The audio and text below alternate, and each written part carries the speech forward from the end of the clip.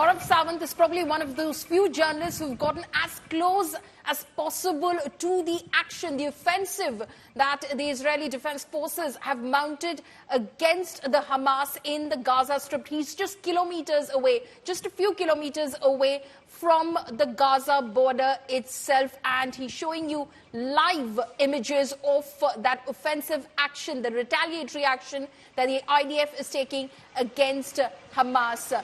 Gaurav, you did tell us about how the border fencing is being strengthened again, because that is where the incursion took place from. What more can you tell us? Because you may have been speaking to people on the ground as well, including those who are in authority as well. What are they telling you about how did this shock and awe operation by Hamas actually take place? The fencing, the border paraphernalia, the apparatus was said to be impenetrable, the Iron Dome system, and despite all of that, the intelligence apparatus of Israel, the famed intelligence apparatus of Israel, how did it fail?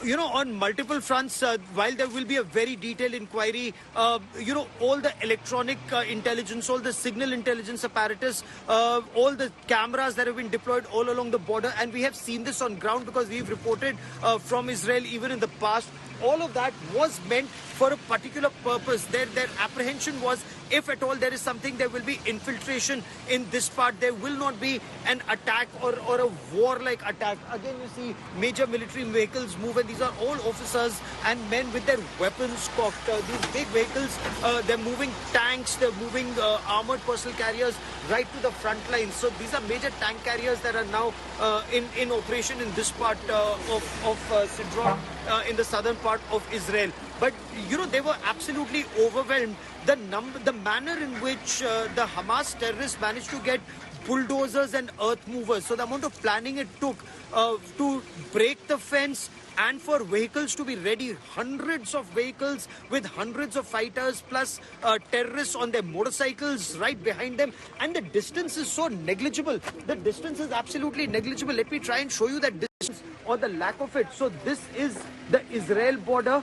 And just beyond that is where the Gaza Strip is. So that open land, and then the fence, and then beyond that is the Gaza Strip. So that is all the distance that exists. In some places, as the crow flies, it's just about a kilometer and a half. In some places, 2 kilometers, 5 kilometers, but not more than that. So by the time Israel could wake up to the threat, realized what was happening. Remember, there was a festival. Everyone was enjoying the festivities. Very few people deployed on duty.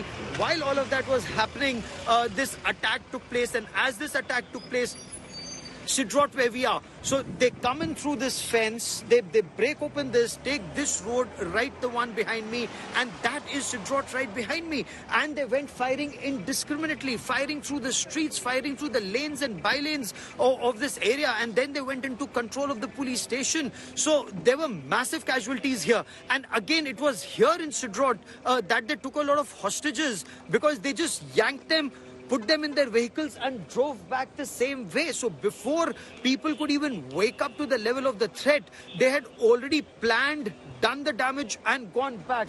Now that all of that has happened, look at the security that's been deployed. Look at the multi-tier security that you see all along. So we were right at the front lines. Now, again, since those terrorists came on motorcycles and they were swift, so that you see another bomb go off. There are many motorcycles and motorcycle-borne security personnel here. Ambulances already deployed, other vehicles already deployed. This, of course, is a resting camp. Behind this is the army camp. You can hear the drones on top. So this is like an absolute war zone.